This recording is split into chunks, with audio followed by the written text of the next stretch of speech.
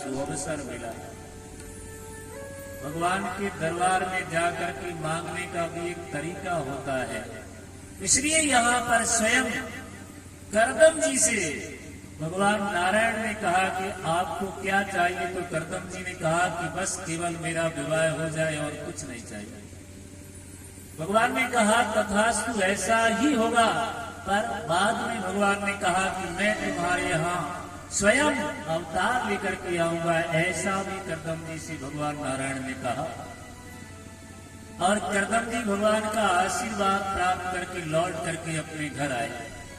घर आने के बाद में करदम जी ने क्या देखा, अपनी कुटिया में आकर के बड़े प्रेम से निवास करने लगे।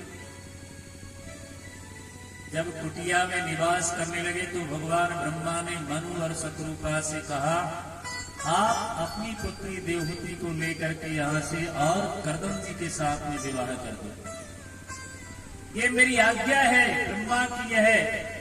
और आज्ञा प्राप्त करके मनु और शत्रुपा अपनी पुत्री देवहूति को लेकर के स्वयं करदम जी के आश्रम जाकर के पहुंचे।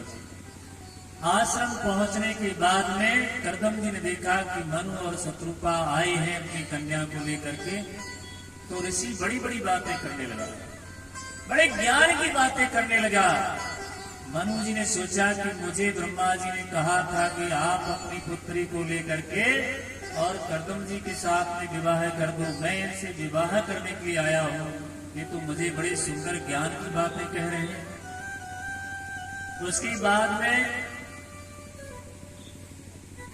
जब मनु और शत्रुपा ने सोचा कि ये जब सुंदर सुंदर ज्ञान की बातें कर रहे हैं तो इनको पत्नी की आवश्यकता नहीं है, इसलिए वहां से चलने की जब इच्छा करते हैं, तब करदम जी ने कहा कि आप जिस कार्य के लिए यहाँ आए हुए हो वही कार्य आप करो। इसके बाद करदम जी को अपनी पुत्री का विवाह स्वयं मनु शत्रुपा ने करदम जी के साथ में कर दिया। देवहूति का विवाह करने के बाद बहुत सारा दहेज देकर के मनु शत्रुपा वहां से चले गए।